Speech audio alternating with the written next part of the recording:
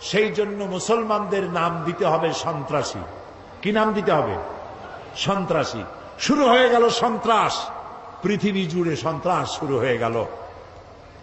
বর্তমান পৃথিবীতে সন্ত্রাস নাই এমন কোন দেশ আছে বলে আমার জানা নাই। সারা দুনিয়া জুড়ে সন্ত্রাস। এই মাহফিল হওয়ার কথা ছিল কবে বলেন? ডিসেম্বর মাসে বোমা খইয়ের মতো ফুটতে লাগলো চতুর্দিকে। কেন ফুটাইল? তারা বলতে চায় তারা আল্লাহর আইন প্রতিষ্ঠা করবে। কার আইন? আল্লাহর আইন প্রতিষ্ঠা করবে। এখন আল্লাহর আইন প্রতিষ্ঠার জন্য বোমা মারবে। শুরু হয়ে গেল বোমা। একসাথে বাংলাদেশের কতগুলি 63টা জেলায় বোমা শুরু হলো। আমরা এগুলার নামও শুনি নাই জীবনে। নাম হলো জামাতুল মুজাহিদিন, হরকতুল জেহাদ, তারপরে আর একটা কি, না না না, জেএমবি, হরকতুল জেহাদ, হিজবুত তাহরীর। তারপরে আবার নাম হলো, এটা আবার নতুন নাম, জানি না এটা আবার কোথার থেকে আবিষ্কার হইল আল্লাহ জানে। সে নতুন নাম আর একটা হয়েছে, সেটা হলো আল জঙ্গিতুল জংলা। একটা আল শব্দ বসায় দিলেই মনে হবে যেন ওটা ইসলাম। এখন তারা ইসলাম প্রতিষ্ঠা করবে বোমা মারিয়া। এটা কি জন্যে? আল্লাহর আইন। আমাদের স্লোগান ছিল আল্লাহর আইন চাই, আর কি চাই বলেন না সবাই? আল্লাহর আইন চাই। আর আল্লাহর আইনকে বদনাম করার জন্য শোনেন, মাথা খাটায় শোনেন কথা, আল্লাহর আইনের কথা যাতে আর পৃথিবীতে উচ্চারিত হতে না পারে, জিহাদের নাম যাতে মুসলমানেরা না নিতে পারে, সেই জন্য শুরু হলো ষড়যন্ত্র। পৃথিবীর মুসলমানেরা জিহাদের নাম মোছা যাবে না, জিহাদ চলবে কিয়ামত পর্যন্ত। তবে জিহাদটা কি, জিহাদটা কি সেটা বুঝতে হবে। জিহাদ আর কিতাল এক জিনিস নয়। জিহাদ আর যুদ্ধ এক জিনিস নয়। হলি ওয়ার এবং যুদ্ধ এক জিনিস নয়। জিহাদ এক পবিত্র জিনিস। সেটি কি? সেটি হচ্ছে জিহাদের আবিধানিক এবং পারিভাষিক অর্থ হচ্ছে যে কোনো উদ্দেশ্যকে সফলতার শীর্ষে পৌঁছে দেওয়ার জন্য যে প্রাণান্তকার প্রচেষ্টা করা হয়, ওই প্রচেষ্টার আরবি নাম হলো জিহাদ। এটা যুদ্ধ নয়। এখন আমার মূল লক্ষ্য ইসলাম প্রতিষ্ঠা। আমার মূল লক্ষ্য কি? এই ইসলাম প্রতিষ্ঠার জন্য আমি যদি বই লিখি তাহলে এটা আমার লেখার জিহাদ। আমি এটা প্রতিষ্ঠার জন্য যদি আমি বক্তৃতা করি, এটা আমার বক্তৃতার জিহাদ। এটা প্রতিষ্ঠার জন্য যদি আমি মাল খরচ করি, তাও এটা আমার মালি জিহাদ। আর যদি এই আন্দোলনকে ব্যাহত করার জন্য অন্য কোন রাষ্ট্র যদি ঝাঁপাইয়া পড়ে, তাহলে কেবলমাত্র রাষ্ট্রের পক্ষ থেকেই সেইটার মোকাবেলা করার জন্য সশস্ত্র জিহাদের হুকুম আসতে পারে। কোন রাজনৈতিক দল, কোন ব্যক্তি জিহাদের অর্ডার দেওয়ার কোন ক্ষমতা নাই, এখতিয়ার নাই। এই অনুমতি ইসলাম দেয় না। কারো বাবার হিম্মত নাই অন্ধকারের ভিতরে দল বানাইয়া বোমা মেরে ইসলাম কায়েম করবে। এটা ইসলাম নয়, এটা শয়তানি। ইসলামকে বদনাম করার জন্য তারা এই পন্থা অবলম্বন করেছে। প্রিয় ভাই, সব কথাগুলি আপনাদেরকে শুনতে হবে। মানব সমাজে নবীদের দাওয়াত কবুল করেছেন, তাদেরকে একেবারেই আইনগুলি একসাথে আল্লাহ দেন নাই। আল্লাহর কায়দাটা দেখেন। আল্লাহ তো ইচ্ছা, সবচাইতে ক্ষমতা কার বেশি? যারা জবাব দেন নাই তারা কিন্তু বিপদে আছেন। কারণ হলো কোন কোন প্রশ্ন আছে জবাব দিতে হয় পুরুষের মতো ঠাস ঠাস করে জবাব দিতে হয়। ইমানের প্রশ্ন সব থেকে বেশি ক্ষমতা কার? ইনফিনিট পাওয়ার, সীমাহীন শক্তির মালিককে। কারো মোহতাজ তিনি নন, কাউকে পরোয়া করেন না, কারো কাছে কৈফিয়ত দেন না, সকলকে কৈফিয়ত দিতে হবে তার কাছে। সেই আল্লাহ তাআলা যদি ইচ্ছে করতেন, আল্লাহ বলছেন ওয়ালাউ শাআ লাহাদাকুম আজমাইন, সূরা আন-নাহল। আল্লাহ তাআলা বলছেন আমি ইচ্ছে করলে সবাইকে হেদায়েত করে দিতে পারতাম। তা আল্লাহ তো আগেই বলেছেন আমি এটা করব না, যেহেতু আমি তোমার জ্ঞান দিচ্ছি, এটা আমি করব না। আইন আস্তে আস্তে দেব। নবী করিম সাল্লাল্লাহু আলাইহি ওয়াসাল্লাম নবুয়ত পেলেন, নামাজ কি ওই সাথে হয়েছে? ওই সাথে হয়েছে। অনেক বছর পর নামাজ আসছে, তার অনেক বছর পর রোজা, তার অনেক বছর পর হজ, তার অনেক পরে যাকাত। ইমপ্লিমেন্টেশন, ইসলামের আইনের প্রয়োগ ধীরে ধীরে গ্রাজুয়ালি, একসাথে নয়। আল্লাহ প্রথমে মানুষের জেহেন, মেন্টালিটি তৈরি করেছেন, মোটিভেটেড করেছেন, মোটিভেশন করেছেন, তারপরে আইন দিয়েছেন একটু একটু করে। একটা দৃষ্টান্ত দেব, একটা দৃষ্টান্ত দেই। সব তো মুসলমান, সব ব্যাপারে আইন আসছে, কিন্তু মত সম্পর্কিত আইন তখনও আসে নাই। ইসলাম কবুলকারী মুসলমানেরা কেউ কেউ তখনও শরাবের ব্যাপারে কোন আইন আসে নাই বলে শরাব পান করতেন।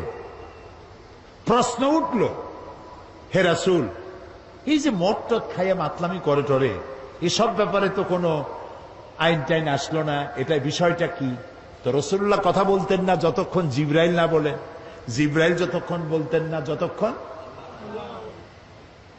আল্লাহ রাব্বুল আলামিন প্রশ্নের জবাব দিলেন, ওয়ায়াসআলুনাকা আনিল খামরি ওয়াল মাইসিরি কুল ফীহিমা ইসমুন কাবীর ওয়া মানাফিউন লিন-নাস। হে নবী, আপনাকে প্রশ্ন করা হয় মদ এবং জুয়া সম্পর্কে, আপনি বলুন এ দুটোই ভালো জিনিস নয়, কল্যাণমূলক নয়, তবে এর মধ্যে মানুষের কিছু কল্যাণ আছে। মদের মধ্যে, জুয়ার মধ্যে মানুষের কিছু কল্যাণ আছে। 10 টাকা দিয়ে লটারিতে টিকিট কিনছে, যদি লাগিয়ে যায় তো 10 টাকার টিকিটে লেক্সাস গাড়ি পেয়ে গেছে, 10 কোটি টাকা পেয়ে গেছে। এখন জিন্দিগি চেয়েছে, গাড়ি দেখে নাই, 10,000 টাকা জীবনে ওর বাবেও চোখে দেখে নাই। সে যদি 1 কোটি টাকা হাতে পায়, ও কি দুনিয়ার আর দুনিয়া মনে করবে?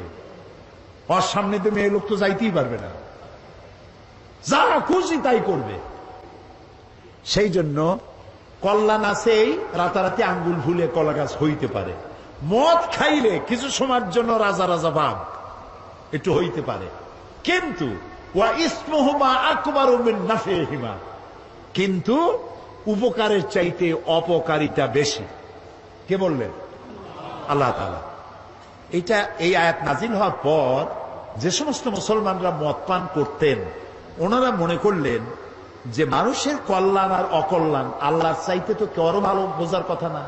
তিনি যখন বলছেন কল্যাণের চাইতে অকল্যাণ বেশি, কাজী এটা পান করব না। 25% শরাবখোর শরাব ছেড়ে দিল। আরেকদিন, এর কিছুকাল পরে একদিন নামাজ পড়তে গেছেন, একজন ইমাম ইমামতি করছেন তিনি, যিনি একটু আগে খাইয়ে আসছে। 17 পারা শুরু করে 23 পারায় গিয়ে ঢুকছে, মাথা তো ঠিক নাই। রাসূলের কাছে প্রশ্ন করলো যে এই তো নামাজ পড়লো ইয়া খাইয়া, এখন তো নামাজের মধ্যে প্যাঁচ লাগাই ভালাইছে, এখন কি হবে? আল্লাহ তাআলা বলে দিলেন, লা তাকরাবুস সালাত ওয়া আনতুম সুকারা হাত্তা তা'লামুনা মা তাকুলুন। যত তোমরা ওই অবস্থায় নামাজ পড়া তো দূরের কথা, নামাজের কাছেও যেও না যতক্ষণ তোমরা না বুঝো যে তোমরা কি বলছো। মাথার থেকে মদের ক্রিয়া না যাওয়া পর্যন্ত নামাজ পড়া তো দূরের কথা, কাছেও যেও না।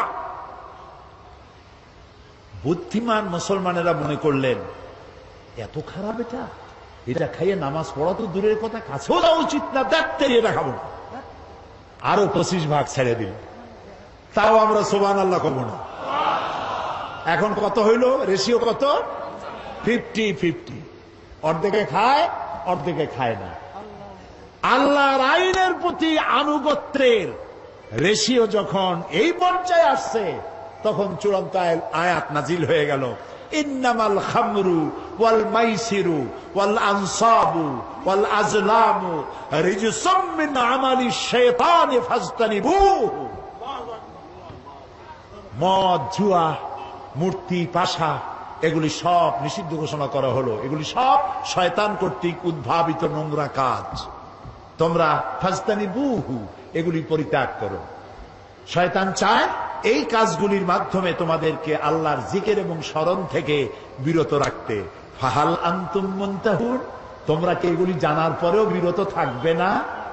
তখন তো মাইক নাই, রেডিও নাই, টেলিভিশনও নাই, মোবাইলও নাই। রাসূলুল্লাহ বললেন, এই আয়াতগুলি রাস্তায় রাস্তায় তেলাওয়াত করো, যাও। কয়েকজন সাহাবী নামায় দিলেন। সাহাবীরা রাস্তায় রাস্তায় আয়াত চিল্লায় পড়তেছেন। শরাব খানার ভিতরে যেসব মুসলমান শরাব খাচ্ছিলেন, কোরআনের আয়াত শুনতে পেলেন, হাতে গ্লাস ছিল, মদের ছুঁড়ে ফেলে দিলেন। মুখে নিয়েছিলেন, কুলি করলেন। যিনি গিলেছিলেন, গলায় আঙ্গুল দিয়ে বমি করে ফেলে দিলেন। মদের দোকানদার লাঠি মেরে তার মদের পাত্র ভেঙে চুরমার করে দিল। এর নাম মুসলমান, এর নাম ইসলাম, এর নাম ইসলাম। ঠাইসা দুনিয়া লা ইকরাহা ফিদ্দীন, দিনের মধ্যে কোনো বাড়াবাড়ি নাই। আমাদের ধর্মনিরপেক্ষ ভাইরা ওনারা লা ইকরাহা ফিদ্দীন নিছেন ওনাদের ধর্মনিরপেক্ষের দলিল হিসাবে। না বুঝলে যা হয়। একজন মুরব্বী ওই দলের, নাম নেব না, বুঝে নিয়েন, বেঁচে নাই তিনি, মুখে দাড়ি টাড়ি ছিল। আমি একদম বললাম, বড় ভাই, এই ধর্মনিরপেক্ষ না থাকলে কি হয়? এইটারে বাদ দিলে আমরা তো কাছাকাছি হইতে পারি। আপনি আমার পাকা ধানে মই দেন নাই, আমিও আপনার হালের গরু পিটায় মারি নেই। আপনাদের সাথে আমাদের কোনো শত্রুতা নাই। এটা করেন কেন? এটা বাদ দিতে পারেন না? কয় কোন কি? আল্লাহ নিজেই তো ধর্মনিরপেক্ষ। আস্তাগফিরুল্লাহ, কয় কি? আল্লাহ চাইতে ধর্মের পক্ষে কেউ আছে? এই তো কেবল আমি তো শুরুই করছি, ইন্নাদ-দীন ইনদাল্লাহিল ইসলাম। আল্লাহ তো বলছেন আমার কাছে পছন্দ কেবলমাত্র ইসলাম। যেরকম কি চিল্লায় বলো, আমার কাছে পছন্দনীয় কেবলমাত্র ইসলাম। তা আল্লাহ তো সব থেকে ধর্মের পক্ষে। আর আপনি কোন কি? কয় যে ওই যে আছে লাকুম দীনুকুম ওলিয়া দীন, ওটাও তো ধর্মের পক্ষে। লাকুম দীনুকুম ওলিয়া দীন, তোমার জন্য তোমার ধর্ম, আমার জন্য আমার ধর্ম। তার মানে কি? তার মানে হলো তুমি তোমার ধর্মের পক্ষে থাকো, আমি আমার ধর্মের পক্ষে থাকি। সুবহানাল্লাহ। প্রিয় ভাই সব, ইসলাম এসেছে এইভাবে, মার দাঙ্গা করে আসে নাই। দেখেন না রসুলের, আমি কি বলবো, আমি তো বলে শেষ করতে পারবো না। নবী করিম সাল্লাল্লাহু আলাইহি ওয়াসাল্লাম তখনও পর্দার আয়াত নাজিল হয় নাই। সাহাবীরাও বসা, মেয়ে লোকও বসা পাশাপাশি। এক যুবক মহিলা, এক যুবক পুরুষ, একটা সুন্দরী যুবতী, চেহারা ভালো লাগছে, তার দিকে এরকম তাকায় আছে। রাসূলুল্লাহ কিচ্ছু বললেন না, শুধু হাত দিয়ে মাথাটা ধরিয়া যুবকের আরেক দিকে ঘুরাই দিলেন, মুখ দিয়ে কিচ্ছু বললেন না। যুবক মেসেজ পাইয়া গেছে না? এটার নাম ইসলাম। মারামারি নয়, কলজায় কষ্ট দেওয়া নয়, বোমা মারা নয়, ঠ্যাঙ্গা মারা নয়। আল্লাহ তাআলা বলছেন, ফাবিমা রাহমাতিন মিনাল্লাহি লিনতা লাহুম ওয়ালাউ কুনতা ফাজ্জাল গালিযাল কলব লাম ফাদ্দু মিন হাওলিক। হে রাসূল, আপনার প্রতি আল্লাহর দয়া হলো এই, আপনার কলজাটারে আল্লাহ একদম নরম বানাই দিয়েছে। যেই কাছে আসে সিমেন্টের মতো লাগিয়ে যায়। যদি আপনার মেজাজ খারাপ হইতো, কলজাটা যদি শক্ত হইতো, কেউ কাছে আসতো না, সব দূরে সরে যেত। ইসলাম আসছে ভালোবাসা দিয়ে। সুবহানাল্লাহ। আপনারা বলতে পারেন, তাহলে যুদ্ধ হইল কেন? বদর, ওহদ, হুনাইন, ইয়ারমুক, তাবুক, খন্দক হইল কেন? প্রত্যেকটি যুদ্ধ ছিল ডিফেন্সিভ, আত্মরক্ষামূলক। রাসূলুল্লাহ নিজে যুদ্ধ শুরু করেছেন, এরকম একটি যুদ্ধের প্রমাণ কেউ দেখাতে পারবেন না। রাতের বেলায় কোন সাহাবীদের পাঠায় দেন নাই, এই গোত্রের লোকের আমার উপর ঈমান আনে না, আমার জ্বালাইছে, যাও আগুন জ্বালাইয়া পোড়ায় দাও। আছে এমন? সব থেকে রসুলকে কে জ্বালাইছে বেশি? আব্দুল্লাহ বিন উবাই। এই আব্দুল্লাহ বিন উবাই রসুল্লাহকে এত জ্বালাইলো, মরার সময় ছেলে পাঠাই দিল রসুল্লাহকে, বলো আমার এই জন্য, আমি যা করছি আমার তো দোজখ ছাড়া উপায় নেই, তো রসুল্লাহর একটা জামা যদি আমারে দিতেন। আর তিনি যদি আমার জানাজাটা পড়তেন, নবী করিম সাল্লাল্লাহু আলাইহি ওয়াসাল্লাম জামা দিয়ে দিলেন, জানাজা পড়তে রওনা হয়েছেন।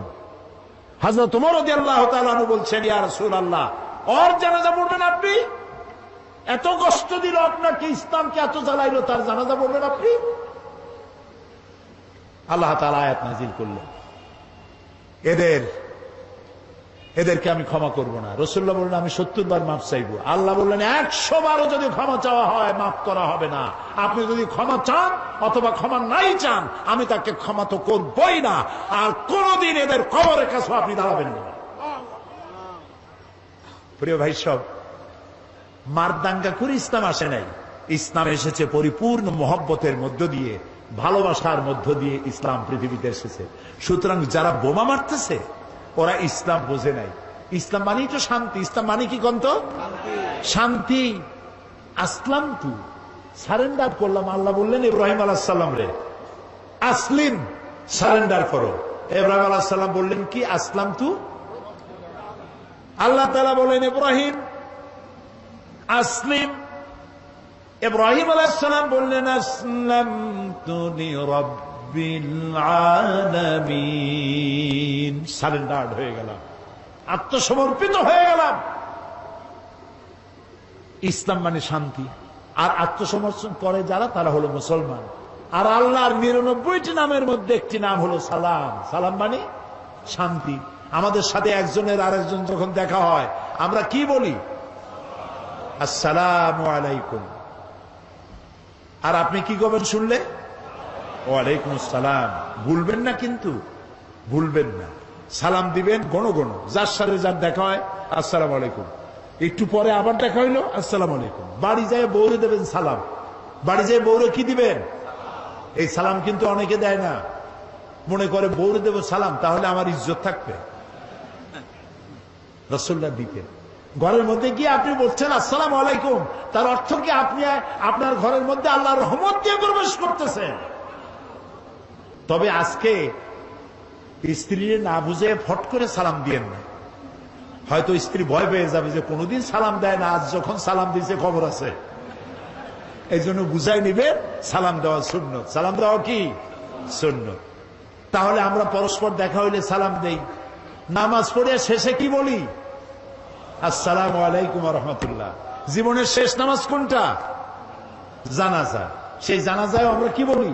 শেষে গিয়ে আসসালামু আলাইকুম ওয়া রাহমাতুল্লাহ।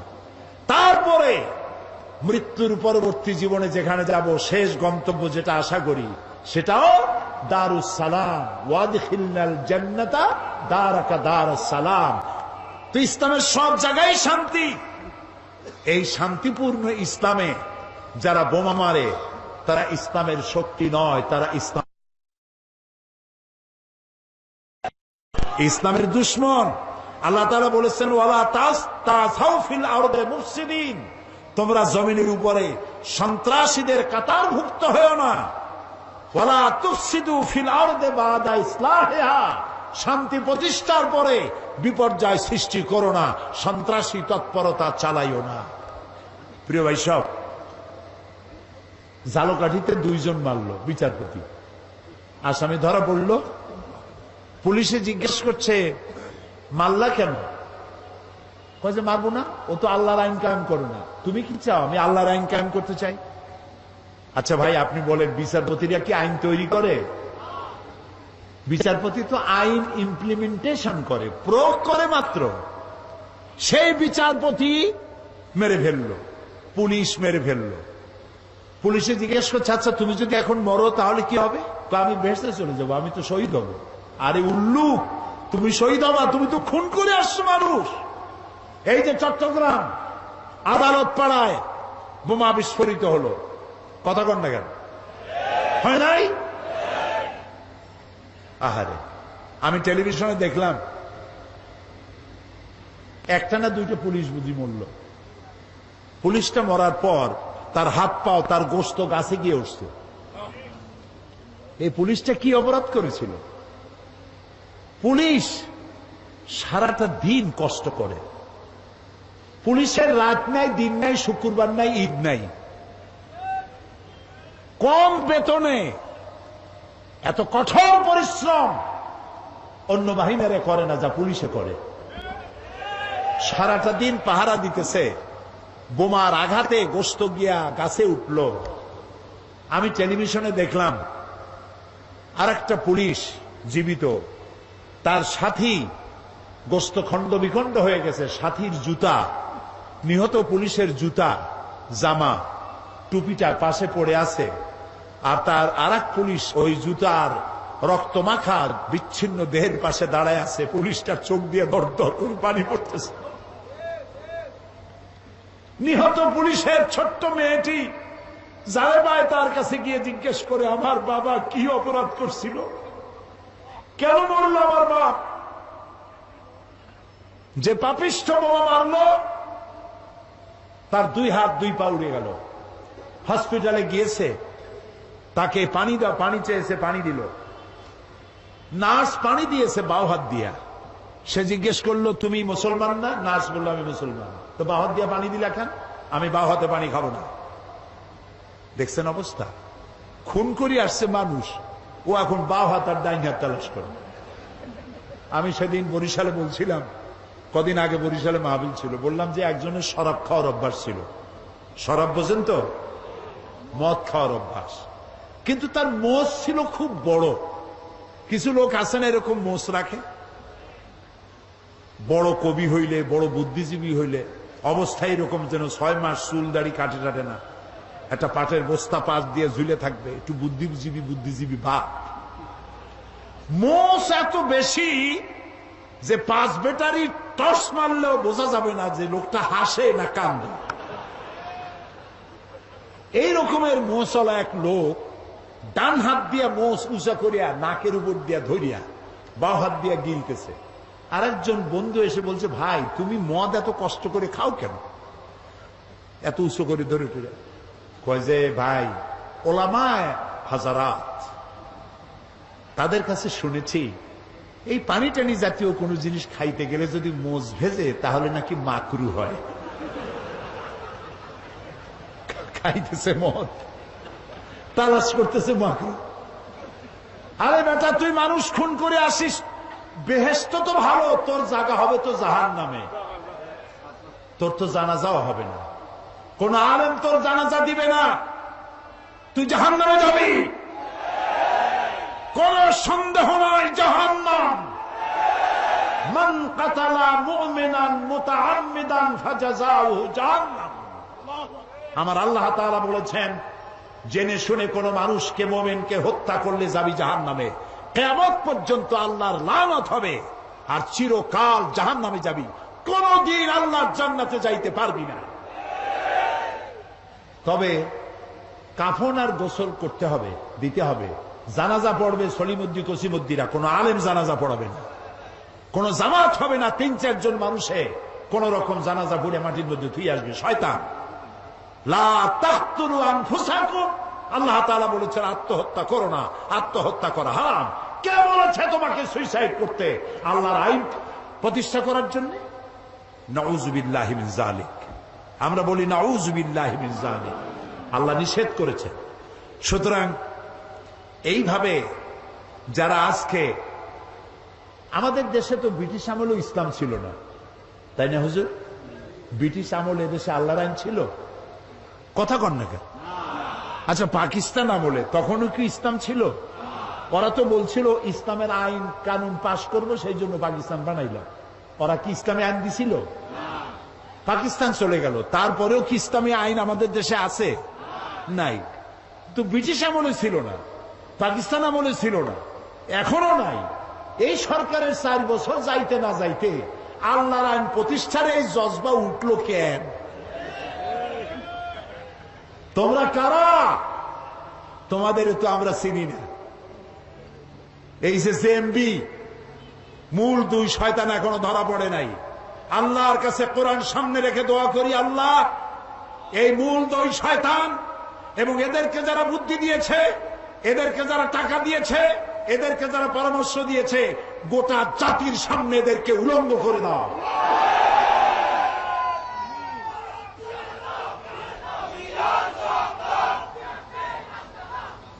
এদেশে ইসলামী আইন যারা প্রতিষ্ঠা করতে চায় আমরা তাদেরকে চিনি। তোমাদের অফিস কই? তোমাদের নেতাকে তুলারাশির লোক দিয়ে বাটি চালান দিয়ে তো পাওয়া যাবে না, অফিস কোথায়? আল্লাহর আইন যারা চায় দেশে, আমরা সেই দলগুলির চিনি, তাদের নেতাদেরকে চিনি, তারা পার্লামেন্টে বক্তৃতা করে, তাদের মন্ত্রী আছে, তাদের অসংখ্য ইসলামী সাহিত্য আছে, তারা বক্তৃতা করে, তাদের গোটা জাতি চেনে। আমাকে বলতে হবে পরিচিত এদেশের ইসলামী শ্রেষ্ঠ আন্দোলন যারা করেন তাদের একটা বই, হাজারো বইয়ের মধ্যে একটা বই দেখতে চাই যেই বইয়ের একটা লাইনও সন্ত্রাসকে উস্কে দেয় এমন একটা বই দেখতে চাই। যারা বক্তব্য রাখেন এই আন্দোলনের নেতারা, তাদের বক্তৃতার একটি শব্দ দিয়ে সন্ত্রাসকে উস্কে দিয়েছে এরকম একটা বক্তৃতা শুনতে চাই। পারবা দেখাইতে? পারবা না। সুতরাং তোমরা কারা আমাদের চিনতে কোনো কষ্ট হয় নাই। আল্লাহর রহমতে র্যাবের দোয়া করি, পুলিশের দোয়া করি, গোয়েন্দা বিভাগের দোয়া করি, আল্লাহ এগুলারে ধরাক এবং এগুলি করতেছে কারা সেটাও দুনিয়ার সামনে প্রকাশিত হয়ে যাক। আল্লাহ তাআলা বলেছেন মুসলমান আল ফিতনা তো আসাদ্দু মিনাল কাতল। ফিতনা হচ্ছে, কতল হচ্ছে ফিতনার চাইতো, ফিতনা সৃষ্টি কতলের চাইতে বিপর্যয় সৃষ্টি করা হত্যার চাইতো মারাত্মক। রাসূলুল্লাহ বলেছেন আল্লাহর কাছে এই পৃথিবীটা ধ্বংস হয়ে যাওয়া সহজ, কিন্তু একটি মানুষ হত্যা হওয়া, নিহত হওয়া এর থেকে কঠিন। কিয়ামতের দিন সর্বপ্রথম আল্লাহ হত্যার বিচার করবেন। কিসের বিচার করবেন? হত্যা। মুসলমান কে? আল মুসলিমু মান সালামাল মুসলিমুনা বিলিসানিহি ওয়া ইয়াদিহি। মুসলমান তো সেই ব্যক্তি যে ব্যক্তির হাত দিয়ে আর মুখ দিয়ে মানুষ নিরাপদে থাকবে। তোমাদের হাত দিয়ে তো মানুষ নিরাপদে নাই। চতুর্দিকে বোমা মারতেছো, সন্ত্রাসী তৎপরতা চালাচ্ছ। এই সন্ত্রাসীদের নেটওয়ার্ক আল্লাহর মেহেরবানি সরকার ভেঙে চুরে চুরমার করে দিয়েছে। আলহামদুলিল্লাহ বলেন, সবাই বলেন আলহামদুলিল্লাহ। ইসলাম হচ্ছে, রাসূলুল্লাহ যখন লোক পাঠাইতেন ইসলামের জন্য বিভিন্ন দিকে বলতেন ইয়াসসিরু ওয়ালা তুআসসিরু, মানুষকে ইসলাম সহজ করে বুঝাও, কঠিন করো না, চরম পন্থা অবলম্বন করো না।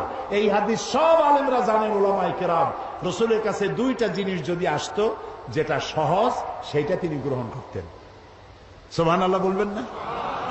সুতরাং রাসূলুল্লাহ বলছেন বাশশিরু ওয়ালা তুনাফিরু, মানুষকে সুসংবাদ দাও, জান্নাতের খবর দিয়ে মানুষকে দ্বীনের দিকে আকৃষ্ট করো, আর জাহান্নামের ভয় দেখাইয়া চরমপন্থা অবলম্বন করে মানুষকে বিতাড়িত করে দিও না। সুতরাং সন্ত্রাস হচ্ছে ইসলামের জন্য, ইসলামের সাথে সন্ত্রাসের কোনো সম্পর্ক নাই, মুসলমানের সাথে ইসলামের কোনো সম্পর্ক নাই। আরেকটি কথা আমি বলতে চাই, আমাদের দেশে ইসলাম আসছে কিভাবে? হ্যাঁ, ঠিক বলেছেন, বড় বড় আলেম আর আল্লাহর ওলি। সমস্ত বড় বড় আলেমরা এবং আল্লাহর ওলিরা বেশি ইসলাম প্রচার করেছে। সুবহানাল্লাহ কও। আল্লাহর ওলিরা, বড় বড় আলেমরা, তারা কি কোথাও হুড হাঙ্গামা, তলোয়ার দিয়া মারামারি করা, মারদাঙ্গা করা এগুলি করেছেন? করেন নাই। আর আলেম ওলামা, পীর বুজুর্গরা দুইটা জিনিসের মাধ্যমে ইসলাম প্রচার করেছেন। একটা হলো আলিয়া মাদ্রাসা আর একটা হলো কওমি মাদ্রাসা।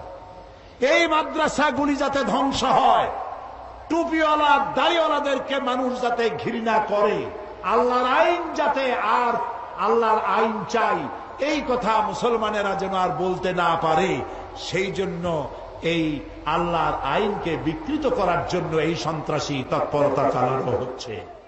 সমস্ত বড় বড় আলেমরা এবং আল্লাহর ওলিরা বেশি ইসলাম প্রচার করেছে। সুবহানাল্লাহ কও। আল্লাহর ওলিরা, বড় বড় আলেমরা, তারা কি কোথাও হুড হাঙ্গামা, তলোয়ার দিয়া মারামারি করা, মারদাঙ্গা করা এগুলি করেছেন? করেন নাই। আর আলেম ওলামা, পীর বুজুর্গরা দুইটা জিনিসের মাধ্যমে ইসলাম প্রচার করেছেন। একটা হলো আলিয়া মাদ্রাসা আর একটা হলো কওমি মাদ্রাসা। এই মাদ্রাসাগুলি যাতে ধ্বংস হয়, টুপিওয়ালা দাড়িওয়ালাদেরকে মানুষ যাতে ঘৃণা করে, আল্লাহর আইন যাতে, আর আল্লাহর আইন চাই এই কথা মুসলমানেরা যেন আর বলতে না পারে, সেই জন্য এই আল্লাহর আইনকে বিকৃত করার জন্য এই সন্ত্রাসী তৎপরতা চালানো হচ্ছে, যাতে করে টুপি আর দাড়ি, আলেম ওলামার মাদ্রাসা বাদ দিয়ে মানুষ যেন ধর্ম নিরপেক্ষমুখী হয়, সেই জন্য এই ষড়যন্ত্র চালানো হচ্ছে।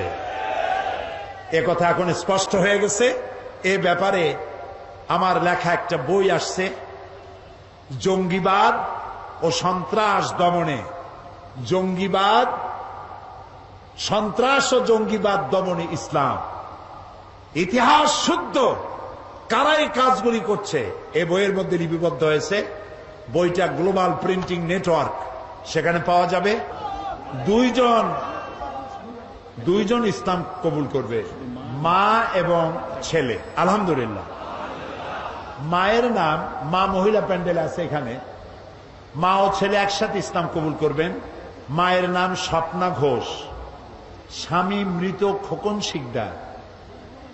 মায়ের নাম আলো রানী, 30 বছর বয়স, পেশা চাকুরি, ধর্ম হিন্দু, বাড়ি পটিয়া, চট্টগ্রাম। বর্তমান নাম পছন্দ করেছে বিবি আয়েশা। ছেলে হচ্ছে রানা শিকদার, আর পিতা মৃত খোকন শিকদার, বাড়ি চকবাজার। তারা দুইজন মা এবং সন্তান ওই প্যান্ডেলের ভেতরই আছে। তো তারা আপনারা পড়েন আমার সাথে, লা ইলাহা ইল্লাল্লাহু মুহাম্মাদুর রাসূলুল্লাহ। আল্লাহ ছাড়া কোন উপাস্য নাই, মাবুদ নাই, তিনি এক, তিনি একক।